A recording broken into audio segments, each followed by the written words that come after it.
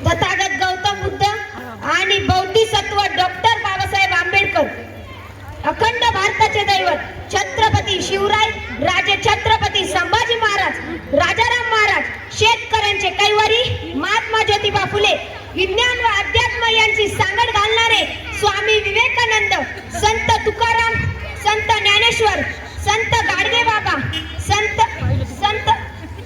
सावतामाळी, माता रमाई, माता भीमाई, माता जिजाऊ, माता अहिल्याबाई यांना कोटी कोटी नमन करून मी माझ्या भाषणाला सुरुवात करतो. या कार्यक्रमाचे अध्यक्ष व प्रमुख पाहुणे, आयोजक व संयोजक, माझे बालमित्र आणि मैत्रिणींनो, येथे मला बोलण्याची संधी दिली म्हणून मी सर्वांचे आभार मानतो. आज मी भीमराव आंबेडकर यांच्या जीवनावर 2 शब्द बोलण्याचा प्रयत्न करणार आहे.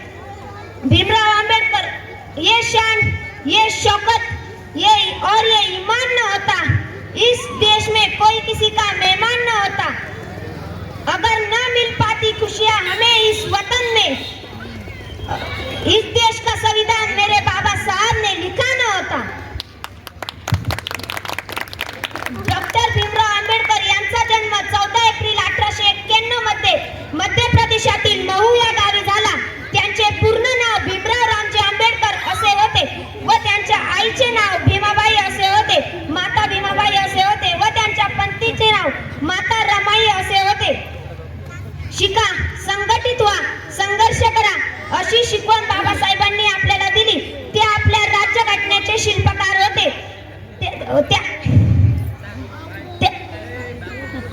त्यांनी रुपयांची समस्या हा शोध प्रबंध लिहून भारतीय रिझर्व्ह बँकेची स्थापना केली. शतकातील सर्व उत्कृष्ट विद्यार्थी अशी कोलंबिया विद्यापीठात त्यांची ख्याती होती. त्यांनी सर्वांना समान न्यायाचा, समान संधीचा अधिकार लाभ व्हावा म्हणून राज्यघटनेत तरतूद केली. कायदे पंडित, सुवर्णरत्न, क्रांती सूर्य, बौद्ध भूषण, बोधिसत्व, भारतरत्न अशी अनेक विशेषणे लावली तरी माझ्या बाबासाहेबांना कमीच पडतील. पुनश्च एकदा बाबासाहेबांना कोटी कोटी नमन करून मी माझ्या भाषणाला पूर्ण विराम देतो. धन्यवाद. जय महाराष्ट्र, जय संविधान, जय भारत. सर्वांना माझा कडक जय भीम. जय भीम, जय भीम, जय भीम.